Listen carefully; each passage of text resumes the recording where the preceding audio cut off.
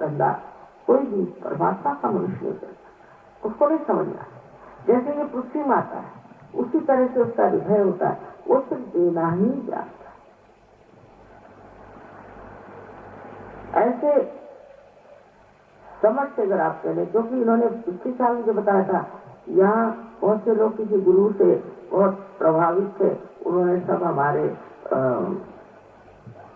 इतने भी एडवर्टीजमेंट लगाए थे वो सब उन्होंने फाड़ डाले, इतने फोटोग्राफ लगा के सब फाड़ डाले। मैंने कहा ठीक, नेक्स्ट ईयर देखा। अब आंखें खोल लेती है। कबीरदास जी ने कहा है, कैसे समझाऊं सब जगह अंधा, ऐसे कैसे हार करके बैठे। वो लोग हार गए। उस वक्त वो किसी नहीं थी कि लोग सुने इस बात को, जाने कि पहले सत्य को प्राप्त। बहुत ही कम लोग थे, बहुत कम लोग। और उन लोगों की एक स्थिति ऊंची थी, जैसे नामदेव महाराष्ट्र के एक दर्जी,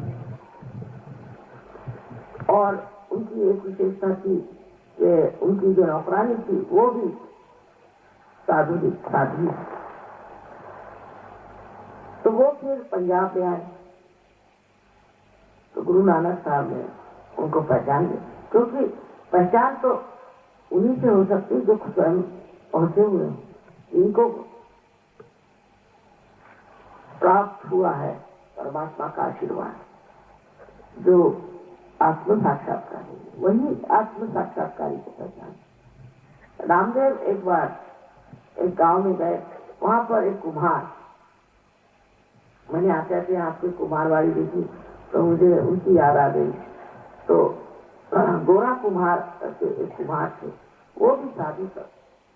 तो जब देखा उनके खड़े थे वहां, जाकर के देखा कि वो अपनी पांव से मिट्टी को तोड़ रहे। उसको देखते ही साथ नामदेव एकदम हताश खड़े, और खड़े हो कहते हैं, मराठी में है, निर्गुणाच्या भीति आलो सगुणा। माने निर्गुण को देखने आया था मैं, ये सदगुरु पहले हुए उस प्रकाश को, चैतन्य को देखने आया था, तो वो तो सगुण में तेरे अंदर खड़ा है। ऐसी पहचान एक संत ही संतों की है, ये पहचान एक असंत नहीं करता। इतनी बड़ी बात कहना दूसरे के लिए, मेरे अंदर तो सारा सगुण में ही वो चैतन्य बराबर दिख रहा। और ये जो उनका कहना था, वही बात आप देख सकते हैं कि नानक साहब ने उनको कितने इज्जत से अपने पास रखा। फिर वो पंजाबी, और उनकी इतनी बड़ी किताब है पंजाबी भाषा, नामदेव जो कि महाराष्ट्र के थे, इतनी बड़ी किताब उन्होंने लिखी, और जिसमें वर्णन किया कि निराकार क्या होगा। उस वक्त नानक साहब ने कहा कि अभी तो साकार की बात नहीं करो, निराकार की बात, क्योंकि साकार की बात करो तो लोग फिर लगे मूर्तियों को पूजना, ये करना वो करना। पर वो भी साकार की बात ही रहे। कहती हूँ अगर आप फूलों की बात करिए तो लोग फूल में अटक जाते हैं। अच्छा, तो फूलों की बात मत करिए, शहद की बात करिए, क्योंकि आपको शहद को प्राप्त करना है। तो शहद की बात शुरू करिए तो शहद में अटक। आपको एक मधुकर होना चाहिए, आपको एक बीज होना चाहिए, जिससे कि आपसे वो शक्ति आए कि आप उस शहद तक पहुंचे। ये बात उन्होंने सबने कही है, ये कोई मैं नई बात नहीं कह रही। ये तुकाराम थे, रामदास थे, आदि शंकराचार्य थे, या कोई भी आप सोचिए सबसे बड़े, तो मैं कहती हूँ 12वीं शताब्दी में जो ज्ञानेश्वर जी हो गए, उन्होंने भी साफ साफ कह दिया कि आत्म साक्षात्कार के बगैर आप ज्ञान को प्राप्त नहीं कर। गीता में भी उन्होंने सबसे पहले कहा ज्ञान को प्राप्त। अब ज्ञान को प्राप्त करो, मैंने लोगों ने पढ़ना लिखना शुरू कर दिया। पढ़ना लिखना तो कोई भी कर सकता, उससे कोई ज्ञानी तो नहीं होता। कभी तो देखा मैंने, ज्यादा जो लोग पढ़े लिखे होते हैं वो तो इस कदर घमंडी, इस कदर गुस्सैले, और अपने को पता नहीं क्या समझने लग जाते। कभी दादी ने कहा ना, पढ़ी पढ़ी पंडित मूर्ख भय, पढ़ करके वो सोचने लगते हैं हमें बड़े विद्वान है, हम ही ने जैसे कोई गीता लिखी है, हम ही सब रामायण जानते हैं, हम ही सब कुरान जानते हैं। और इसमें एक तरह की जो मद का नशा चल जाता है, उससे आदमी देख भी नहीं सकता कि मैं जिसको कहना हूं ज्ञान, वो ज्ञान नहीं, क्योंकि ज्ञान एक ही चीज, इसमें कि हम अपने नसों पर जान सकते हैं, अपने सेंट्रल नर्वस सिस्टम से ज्ञान को जानना है।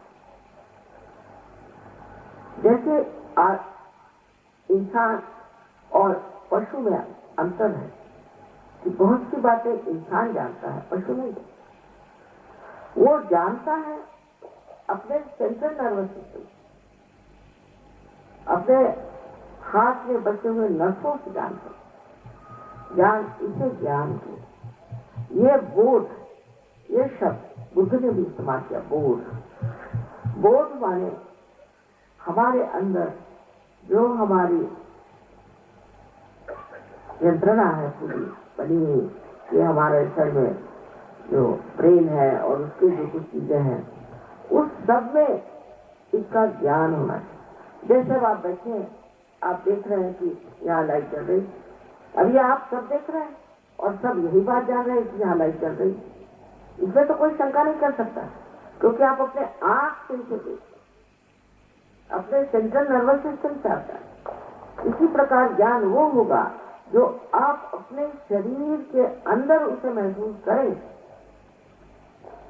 अपने बुद्धि चातुर्य से नहीं, या अपने भावना से नहीं कि हाँ मैं तो बस भगवान में रत हूँ और मैं तो बस भगवान की गाना गाती रहती हूँ और फलाना।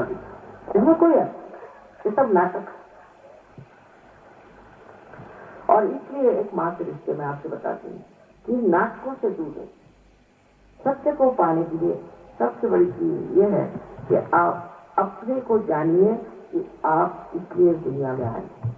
साइंस आपको सब चीजों का जवाब दे सकता है, ऐसा लोग सोचते हैं, ये गलत है। बहुत सी बातों का वो जवाब दे ही नहीं, और खास करके इसका जवाब नहीं दे सकता कि आप इस दुनिया में आए क्यों, आपका यहाँ आने से मतलब।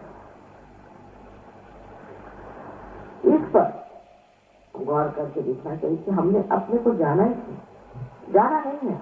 हम कहते हैं मेरी बुद्धि कह रही है और मेरा दिमाग सोचता है, या हम कहते हैं कि ये मेरा है, मेरी आंख, मेरा हाथ, पर ये मेरा मैं है कौन? इसको हमने जाना नहीं, ये मैं कौन, यही जानना आत्म साक्षात्कार। और उसके जानने का मतलब बुद्धि पुरस्कार नहीं है कि वो अपने दिमाग से जाना जाएगा, ये बात नहीं। वो आपके नस नस पे जाना है, और जब वो इस तरह से जाना जाएगा वही असल में ज्ञान है। ये बात कृष्ण ने सबसे पहले अर्जुन को बताई, पर अर्जुन ने फिर सवाल पूछे तो उन्होंने कहा ठीक है, तू कर्म करो और सब परमात्मा पे छोड़ो, हो ही नहीं सकता। कृष्ण जो थे वो कहना चाहिए बड़े भारी डिप्लोमैट। उन्होंने सोचा इंसान की खोपड़ी उल्टी है, उसको कोई किसी सरल बात बताने से उसकी खोपड़ी में जाएगी नहीं, तो उसी तरह से बता दिया कि तू सारे कर्म को परमात्मा में छोड़। तो कोई अगर मर्डर होगा तो वो भी कहेगा कि हाँ भाई ठीक, मैंने छोड़ दिया कृष्ण। कोई बुरा काम करे कहे छोड़ दिया। कृष्ण जानते थे कि ये लोग थक के फिर समझ जाएंगे कि इसमें कुछ न कुछ बात। ये तभी हो सकता है जब आत्म साक्षात्कारी आप हो। जब आप आत्म साक्षात्कारी होते हैं तब आपके दिमाग में ये बात नहीं रहती कि मैं ये कर रहा हूं या मैं नहीं कर रहा हूं।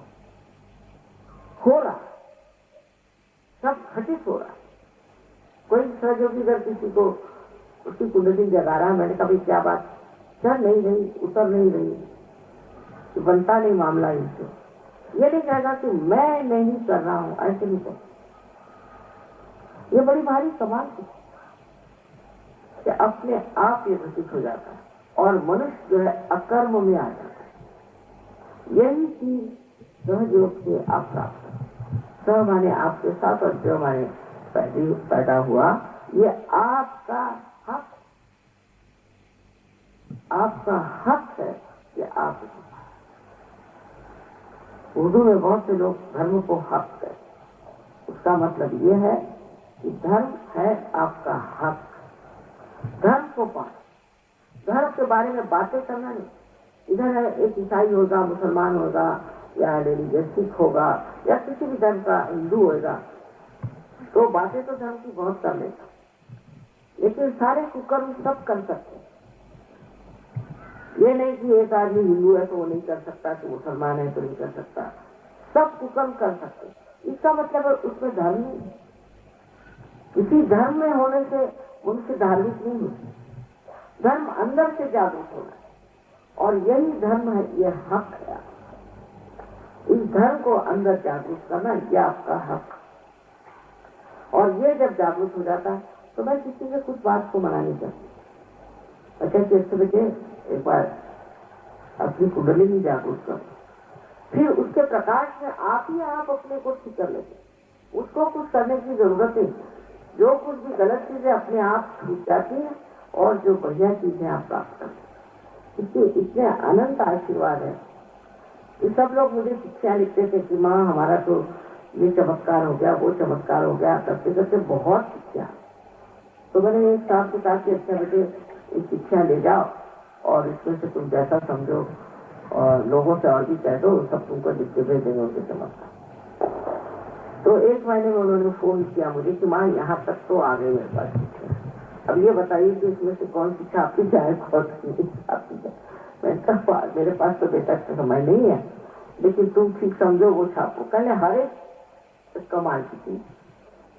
तो जिसको चमत्कार कहते हैं वो अनेक चमत्कार जीवन में हो सकते, और वो चमत्कार इससे विचित्र है कि कोई समझा ही नहीं सकता कैसे हुआ क्या। बाद में फिर ये समझ में आ जाता है कि हम परमात्मा के साम्राज्य में आ गए। और परमात्मा का साम्राज्य कोई ये हिंदुस्तान की गवर्नमेंट नहीं और न ही इंग्लैंड की गवर्नमेंट।